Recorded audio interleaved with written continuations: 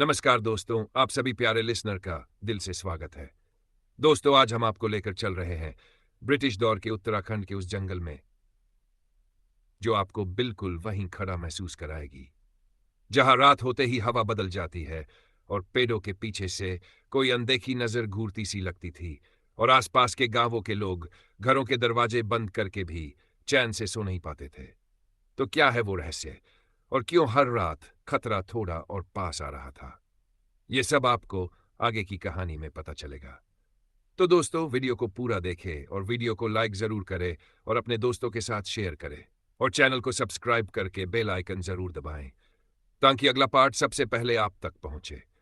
चलिए इस कहानी को शुरू करते हैं, जिसका नाम है वन चौकी, भाग दूसरा। रात और गहरी हो चली थी। दूर पहाड़ों पर बादलों ने चांद को ढक लिया और चौकी के आसपास फैला अंधेरा अब पहले से भी ज्यादा घना महसूस होने लगा। ब्लेक ने धीमे स्वरों में नारायण से कहा कि सुबह गांव वाले जो बता गए थे, वही जानवर जो रात के अंधेरे में चुपके से आकर उनके मवेशियों पर हमला करता है, शायद सचमुच यहीं कहीं आसपास छिपा हुआ है और अब उसी की नजर इस राशन ढोने वाले खच्चर पर है। ये सुनते ही नारायण ने बिना हैरान हुए बेहद शांत आवाज में कहा कि उसे पहले से ही अंदाजा था, क्योंकि ये चौकी घाटी और जंगल के बीच पड़ती है और अगर जानवर इस रास्ते से गुजरता है तो वह खच्चर को खड़ा देख इस पर हमला करने की कोशिश जरूर करेगा। ब्लेक ने उसकी ओर देखा। उसे पहली बार एहसास हुआ कि जिस डर को वह अब तक नजरअंदाज कर रहा था, वही डर अब सच बनकर उनके सामने खड़ा होने वाला है। नारायण ने आग से एक जलती हुई लकड़ी उठाई और धीरे धीरे खच्चर के पास जाकर झाड़ियों के भीतर झांका, लेकिन वहां कुछ दिखाई नहीं दिया। झाड़ियां शांत थीं, जैसे हवा भी उन्हें छूने से डर रही हो। एक पल को ऐसा लगा मानो जंगल बिल्कुल खाली है, लेकिन नारायण जानता था खाली दिखाई देने वाला जंगल ही सबसे खतरनाक होता है। शायद वह शिकारी जानवर भी समझ चुका था कि दोनों जवानों के रहते हुए वह सीधा हमला नहीं कर सकता, इसलिए वह अंधेरे के भीतर कहीं बहुत गहराई में छिपा सब कुछ देख रहा था, हर हरकम हर सांस पर नजर रखे हुए, और बस सही मौके का इंतजार कर रहा था ताकि अचानक झपट कर अपना आखिरी और घातक वार कर सके। ब्लेक और नारायण अब पूरी तरह सतर्क थे। उनकी आंखें अंधेरे में गलती से भी हिलने वाली हर परछाई का पीछा कर रही थीं। आग की लपटें फड़फड़ाईं और कुछ दूर रात के सन्नाटे में एक सूखी टहनी टूटने की आवाज गूंजी, इतनी हल्की लेकिन इतनी गहरी कि दोनों के दिलों की धड़कन एक पल को रुक सी गई। कहीं न कहीं वही अनदेखा शिकारी मौजूद था और अब यह साफ हो चुका था कि अगला पल या तो शिकार का होगा या फिर मुकाबले का। तभी ब्लैक ने धीमी आवाज में कहा कि अब दोनों अलग अलग दिशाएं संभालेंगे। नारायण बाईं तरफ के जंगल पर नजर रखेगा और वह खुद दाईं ओर की तरफ चौकन्ना रहेगा। उसने साफ शब्दों में कह दिया, जैसे ही जरा सी भी हरकत दिखाई दे, बिना देर किए सीधा फायर कर देना। नारायण ने सिर हिलाकर हामी भरी और उसकी बात से सहमति जताई। कुछ समय यूं ही खामोशी में बीत गया। दोनों अपनी अपनी दिशा में चुपचाप लेकिन पूरी तरह सतर्क खड़े थे। लालटेन और आग की लपटों से आसपास की झाड़ियों और पेड़ों पर हल्की हल्की रोशनी पड़ रही थी, लेकिन उससे आगे सिर्फ स्याह अंधेरा फैला था, इतना घना कि जैसे भीतर झांकने पर अंधेरा भी वापस घूरने लगे। ब्लेक ने घड़ी देखी, 3 बज चुके थे, लेकिन रात मानो अभी और काली और भी डरावनी हो चली थी। तभी पास के एक पेड़ से उल्लू की तेज आवाज गूंजी और एक पल को लगा कि जंगल खुद उन्हें किसी अनजान खतरे की चेतावनी दे रहा है। और उसके बाद काफी देर तक कुछ नहीं हुआ और ऐसा लगने लगा मानो जंगल ने फिर से अपनी सांस रोक ली हो। ले तभी जिस दिशा में ब्लैक खड़ा अंधेरे को घूर रहा था, उसी दिशा की झाड़ियों में अचानक हल्की सी सरसराहट हुई, जिसे सुनते ही ब्लैक ने बिना आवाज ऊंची किए नारायण को बताया कि झाड़ियों में कुछ है। और उसी पल दोनों का ध्यान खच्चर से पूरी तरह हट गया। दोनों दूसरी तरफ देखने लगे और लालटेन की रोशनी उस ओर डालकर हर परछाई को टटोलने लगे, मगर झाड़ियों के भीतर कुछ भी साफ दिखाई नहीं दिया और कुछ क्षणों के लिए सब कुछ फिर से शांत हो गया, जैसे वहां कुछ था ही नहीं। लेकिन तभी खच्चर ने अचानक एक तेज घबराई हुई और दर्द से भरी आवाज निकाली, और जैसे ही दोनों पलटे तो उन्होंने देखा कि एक बड़ा सा बाघ खच्चर पर छपट चुका था। उसके ताकतवर पंजे खच्चर के शरीर में धंसे हुए थे और वह उसे घसीटकर झाड़ियों की ओर ले जाने ही वाला था कि उसी पल ब्लैक ने बिना एक पल गवाए अपनी राइफल तानी और सीधे उस बाघ पर गोली चला दी, जो शायद उसे छूकर निकल गई थी। मगर गोली की आवाज और झटके से बाघ ने उसी क्षण खच्चर को छोड़ दिया और एक भयानक फुर्ती के साथ झाड़ियों में कूदकर अंधेरे में गायब हो गया। गोली चलने की आवाज सुनते ही राशन ढोने वाला मुलाजिम घबराकर चौकी से बाहर आ गया और नारायण ने उसे तुरंत बताया कि किसी जानवर ने उसके खच्चर पर हमला किया था। जिसके बाद वह मुलाजिम कांपते हाथों से लालटेन उठाकर दोनों सिपाहियों के साथ, जिनकी राइफलें अब भी तनी हुई थी, उस अंधेरे हिस्से की ओर बढ़ा जहां खच्चर बंधा हुआ था। और जब लालटेन की रोशनी वहां पड़ी तो उन्होंने देखा कि खच्चर डरा सहमा जमीन पर बैठा हुआ है। उसकी गर्दन पर बाघ के नाखून गहरे गड़ चुके थे, जिनकी वजह से वहां से खून निकल रहा था।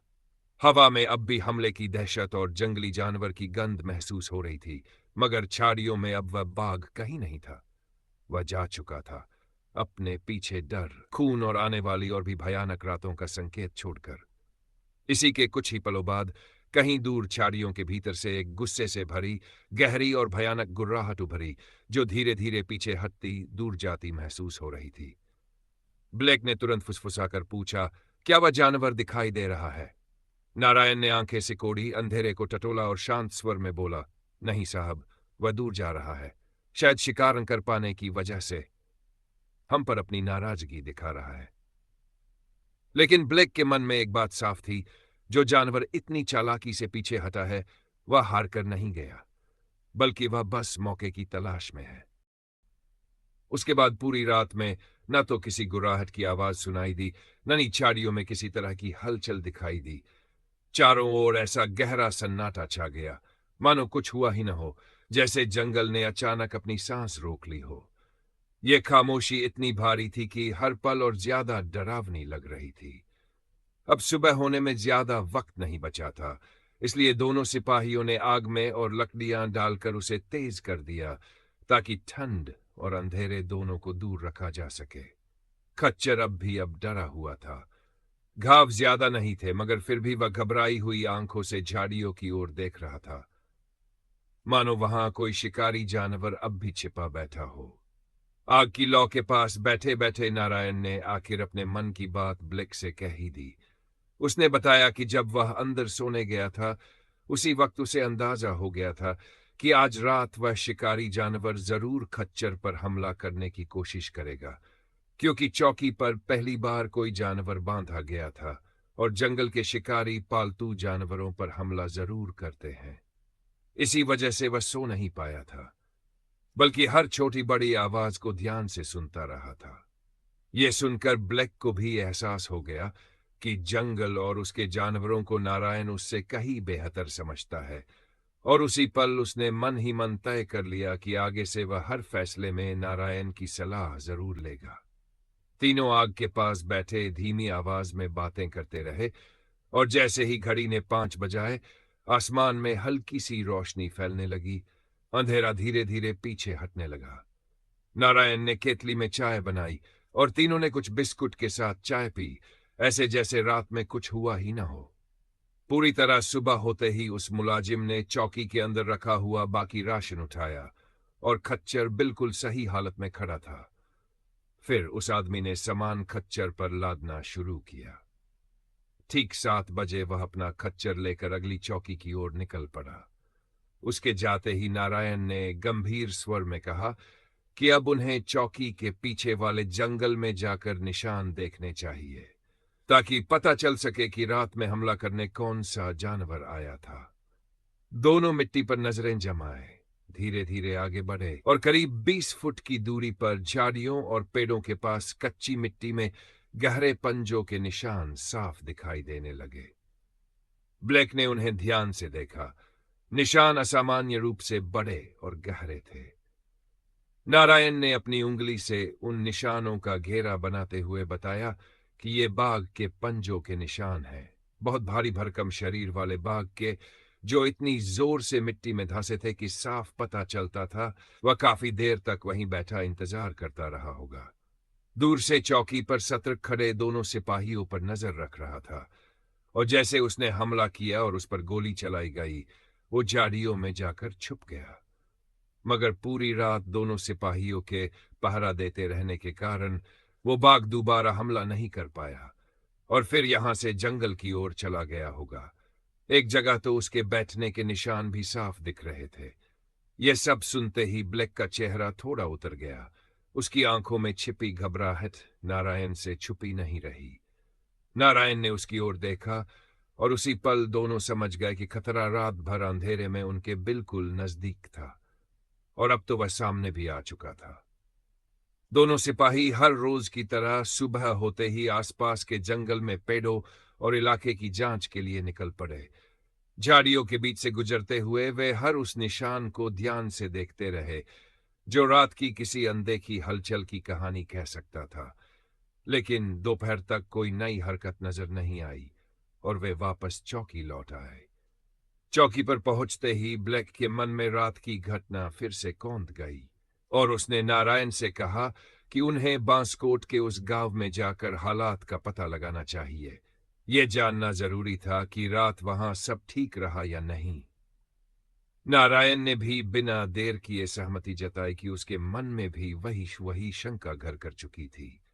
दोनों अपनी राइफलें कंधों पर टांग कर गांव की ओर चल पड़े। कुछ देर की पैदल यात्रा के बाद वे गांव पहुंचे। गांव की गलियां असामान्य रूप से शांत थीं। कहीं बच्चों की आवाज नहीं, न ही मवेशियों की हलचल, जैसे पूरा गांव किसी अनकहे डर में सिमटा हो। वे सीधे गांव वालों के पास पहुंचे और पूछा कि क्या रात में सब ठीक रहा। यह सवाल सुनते ही कुछ बुजुर्गों के चेहरे उतर गए और एक पल के लिए वहां सन्नाटा छा गया। फिर किसी ने धीमे स्वर में कहा कि रात ठीक नहीं थी, रात बहुत भारी थी। गांव के किनारे से किसी जानवर की गुर्राहट बार बार सुनाई देती रही। कुत्ते पूरी रात भौंकते रहे और एक किसान का बैल सुबह होते ही बाड़े के पास से गायब मिला। किसी ने कहा कि झाड़ियों की तरफ मिट्टी पर घसीटे जाने और बड़े बड़े पंजों के निशान दिखे हैं और एक गांव वाले ने डरते हुए कहा कि यह तो वही जानवर है जो अब आए दिन गांव के पालतू मवेशियों को मारने लगा है। ब्लैक और नारायण एक दूसरे की ओर देखने लगे। अब उन्हें किसी और सबूत की जरूरत नहीं थी। जो खतरा रात को चौकी के पास मंडरा रहा था वही अब गांव की दहलीज तक पहुंच चुका था और यह साफ हो गया था कि आने वाली रातें पहले से कहीं ज्यादा खौफनाक होने वाली थीं। नारायण और ब्लैक ने गांव वालों से साफ शब्दों में कहा कि वे उन्हें रात के निशान जरूर दिखाएं, क्योंकि अब यह मामला सिर्फ चौकी तक सीमित नहीं रहा था। गांव वाले उन्हें गांव के किनारे की कच्ची मिट्टी और बाड़े की ओर ले गए, जहां जमीन पर गहरे धंसे हुए पंजों और घसीटे जाने के निशान साफ दिखाई दे रहे थे। उन निशानों को देखते ही ब्लैक के चेहरे का रंग उड़ गया। उसने धीमे लेकिन निश्चित स्वर में कहा कि ये बिल्कुल वही निशान है जो उन्होंने सुबह चौकी के पीछे झाड़ियों में देखे थे। ये सुनते ही नारायण भी चौंक उठा, क्योंकि अब शक की कोई गुंजाइश नहीं बची थी। जिस बाघ ने रात में खच्चर पर हमला करने की कोशिश की थी और नाकाम रहा था, वही अब अपना शिकार तलाशता हुआ सीधे इस गांव तक आ पहुंचा था और किसान के भारी भरकम बैल को उठा ले गया था। नारायण ने गांव वालों को समझाया कि इतना वजनी बैल वह जानवर ज्यादा दूर तक नहीं ले जा सकता, इसलिए आसपास की झाड़ियों में ही कहीं बैठकर उसने शिकार किया होगा। इसके बाद नारायण और ब्लैक उन घसीटने के निशानों का पीछा करते हुए घनी झाड़ियों और पेड़ों के जुर्मुट की ओर बढ़ चले। जैसे जैसे वे आगे बढ़ते गए, हवा में एक अजीब सी गंध फैलने लगी, खून और कच्चे मांस की तीखी बदबू। उसी पल नारायण समझ गया कि मरा हुआ जानवर अब बहुत दूर नहीं है। उनके साथ आए गांव वालों ने डरते डरते झाड़ियों में खोज शुरू की और तभी एक आदमी की कांपती आवाज गूंजी, यहां है, बैल यहीं है। ब्लैक और नारायण तेजी से उस जगह पहुंचे जहां झाड़ियों के बीच बैल का शव पड़ा था। उसकी गर्दन पर 4 बड़े बड़े दांतों के गहरे गड्ढे बने हुए थे। गर्दन पूरी तरह टूटी हुई थी और शिकार को पीछे से खाया गया था, लेकिन ज्यादा नहीं, जैसे सुबह होने की आहट पाकर वह शिकारी जानवर अधूरा शिकार छोड़कर जंगल की ओर लौट गया हो। तभी उस बैल का मालिक, उसकी पत्नी और बच्चे भी वहां पहुंच गए और अपने मरे हुए बैल को देखकर जोर जोर से रोने लगे। उन्होंने दोनों सिपाहियों के सामने हाथ जोड़ दिए, मदद की गुहार लगाने लगे। गांव का प्रधान और वही 4 आदमी भी वहां आ खड़े हुए, जो पिछली सुबह चौकी पर आकर किसी बड़े जानवर द्वारा मवेशी उठाए जाने की बात बता गए थे। उस पल जंगल की खामोशी और झाड़ियों के बीच फैला खून सब मिलकर एक ही बात कह रहे थे कि यह खतरा अब लौट कर नहीं जाने वाला, और अगला शिकार कौन होगा ये कोई नहीं जानता था। गांव वालों की टूटी हुई आवाजों और हाथ जोड़कर लगाई गई गुहार को सुनकर ब्लैक कुछ पल चुप रहा। फिर उसने भरोसे भरे लेकिन गंभीर स्वर में उनसे कहा कि वह उनकी मदद जरूर करेगा और इस जानवर का कोई न कोई हल जल्द ही निकाला जाएगा। उसके शब्दों में एक वादा था, लेकिन आंखों में चिंता साफ झलक रही थी, क्योंकि वह जानता था कि यह सिर्फ एक शिकार की घटना नहीं, बल्कि आने वाले दिनों का खतरा है। गांव वाले भारी मन और डर से भरे दिल के साथ अपने गांव की ओर लौट गए। इसके बाद ब्लैक नारायण को साथ लेकर अपनी चौकी की तरफ चल पड़ा। दिन में किसी भी वक्त कोई वरिष्ठ अधिकारी चौकी का निरीक्षण करने आ सकता था, खासतौर पर इसलिए क्योंकि इस चौकी को बने अभी 1 हफ्ता ही हुआ था। ऐसे में किसी भी तरह की लापरवाही दोनों के लिए मुश्किल खड़ी कर सकती थी। कुछ ही देर बाद दोनों सिपाही वापस अपनी चौकी पहुंच गए। वहां पहुंचकर वे चुपचाप खड़े हो गए, राइफल कंधे पर टांगे, आंखें जंगल की दिशा में टिकी हुई और दिमाग में चल रही गहरी उथल पुथल को छुपाए हुए। जंगल वैसा ही शांत दिख रहा था, लेकिन अब वह शांति भरोसेमंद नहीं, बल्कि किसी आने वाले तूफान से पहले की खामोशी जैसी लग रही थी। तभी ब्लैक ने इस चुप्पी को तोड़ते हुए नारायण से पूछा कि वह तो बचपन से जंगल में पला बड़ा है, जानवरों की आदतों को समझता है, तो इस शिकारी जानवर के बारे में क्या किया जाना चाहिए। दोनों को ही जंगल और वन्य जीवों की सुरक्षा के लिए तैनात किया गया था, लेकिन साथ ही उन्हें गांव वालों को जंगली जानवरों से बचाने की जिम्मेदारी भी सौंपी गई थी। ये दुविधा अब और गहरी होती जा रही थी। नारायण के मन में भी उस पल कोई ठोस योजना नहीं थी।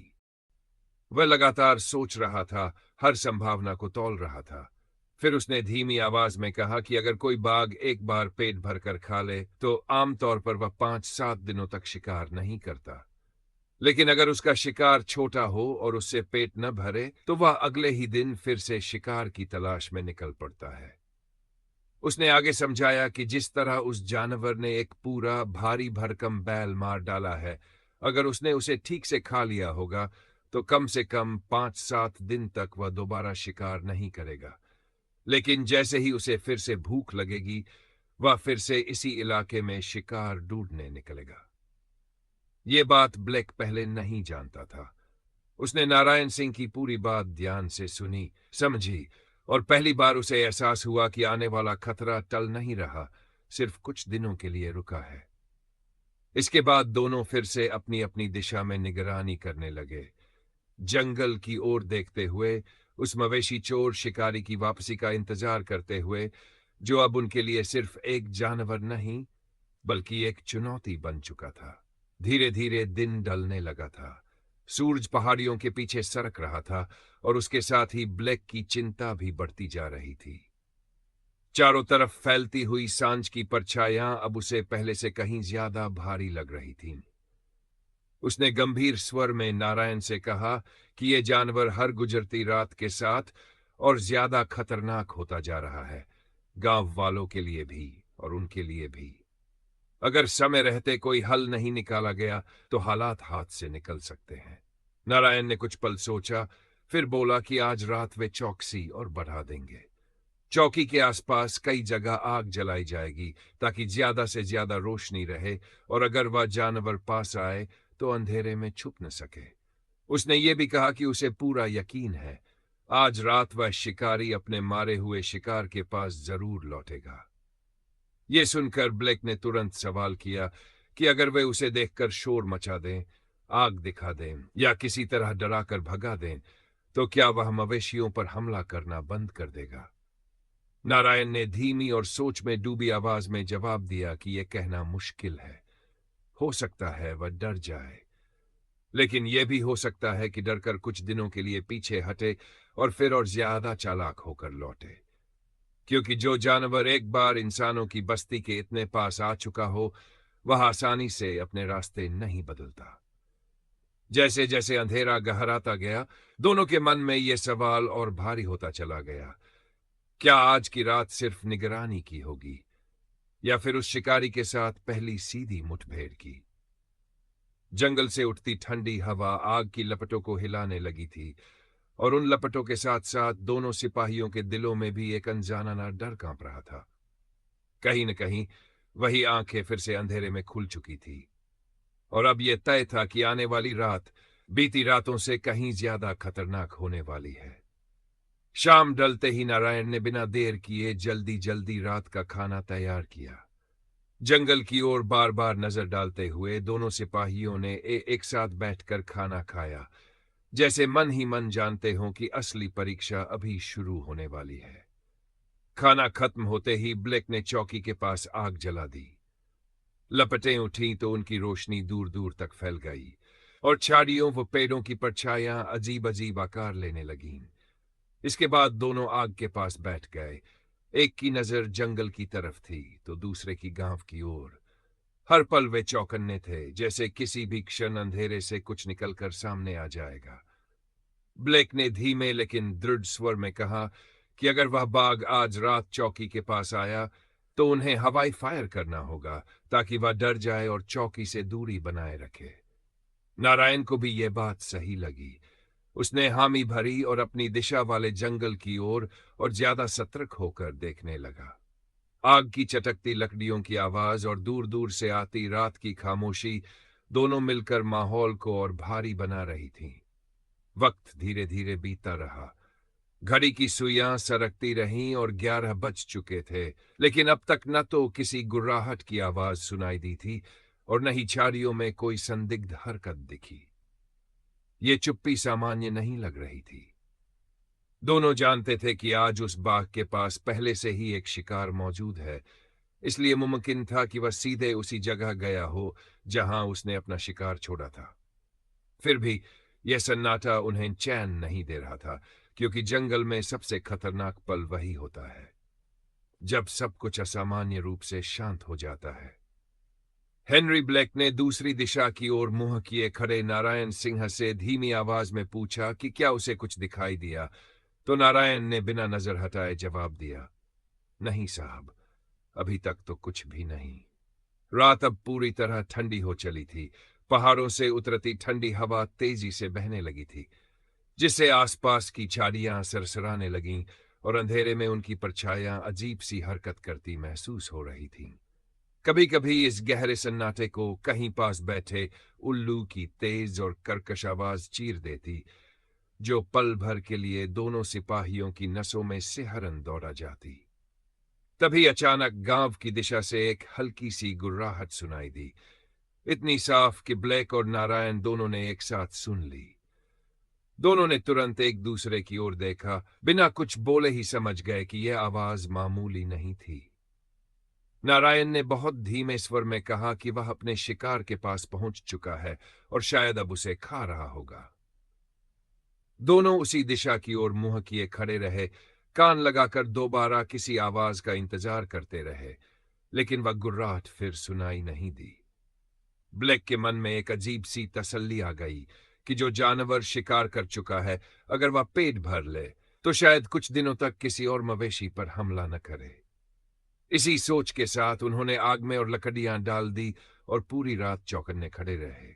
उस रात वह बाघ चौकी के पास नहीं आया, लेकिन उसकी मौजूदगी का एहसास अंधेरे में हर पल बना रहा। अगली सुबह जब धुंध छूटने लगी, दोनों ने चाय नाश्ता किया और फिर उन्हीं झाड़ियों की ओर चल पड़े जहां वह मरा हुआ बैल पड़ा था। जैसे ही वे उस जगह पहुंचे, दृश्य देखकर दोनों कुछ पल के लिए चुप हो गए। बाघ ने बैल का काफी हिस्सा खा लिया था।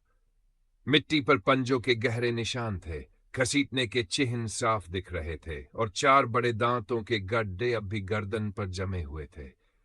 ये देखकर दोनों को एक तरह की राहत तो मिली कि अब वह बाघ कुछ दिनों तक नया शिकार नहीं करेगा, लेकिन उसी राहत के साथ एक और गहरी चिंता भी जन्म ले चुकी थी, क्योंकि वे जानते थे कि जैसे ही उसे फिर से भूख लगेगी, वह दोबारा इसी इलाके में लौटेगा और तब उसका अगला निशाना कोई और पालतू जानवर हो सकता है, या शायद उससे भी कुछ ज्यादा खतरनाक।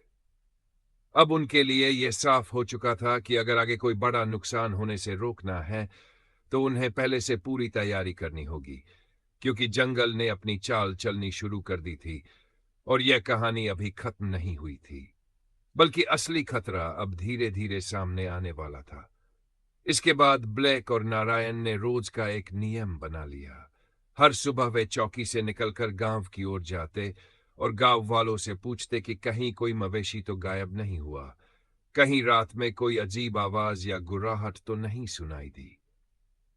गांव वाले हर बार यही बताते कि जिस रात बैल मारा गया था उसके बाद से न तो कोई जानवर गांव के पास आया और न ही जंगल की ओर से कोई डरावनी आवाज सुनाई दी। ऐसा लग रहा था मानो वह शिकारी जानवर अचानक गायब हो गया हो। इसी तरह 5 दिन बीत गए।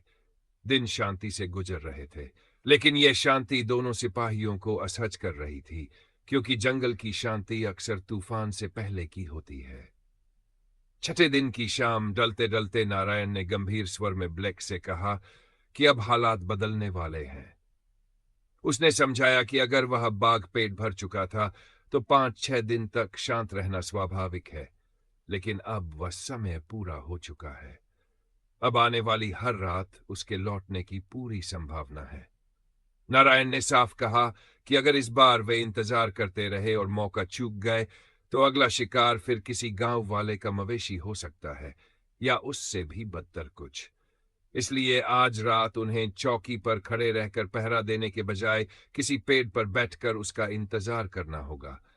ऐसी जगह जहां वे पूरी रात आराम से बैठे रह सके, जहां से चारों ओर साफ नजर रखी जा सके और जरूरत पड़ने पर बिना देर किए कार्रवाई की जा सके।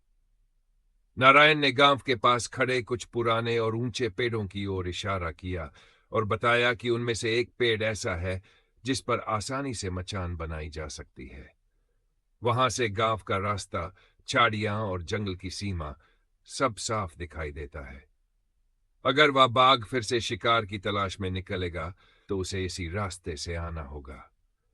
ब्लैक ने उस पेड़ की ओर देखते हुए महसूस किया कि आज की रात अब साधारण नहीं रहने वाली है।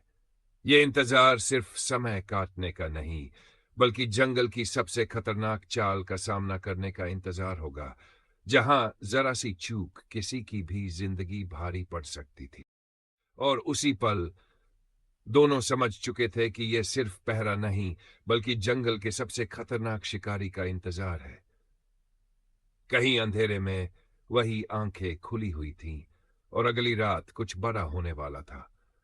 तो दोस्तों, यहीं पर आज की कहानी रोकते हैं। असली टकराव अभी बाकी है। क्या मचान से पहली गोली चलेगी या बाघ फिर चाल चलेगा? यह पता चलेगा अगले हिस्से में। तो दोस्तों, आपको यह कहानी पसंद आई हो तो वीडियो को लाइक करें, शेयर करें और चैनल को सब्सक्राइब करके बेल आइकन जरूर दबाएं, ताकि जंगल की इस कहानी का अगला हिस्सा आप मिस न करें। तो मिलते हैं अगले भयानक दहशत भरे आखिरी भाग के साथ। तब तक के लिए आप सभी अपना ख्याल रखना और शुभ रात्रि।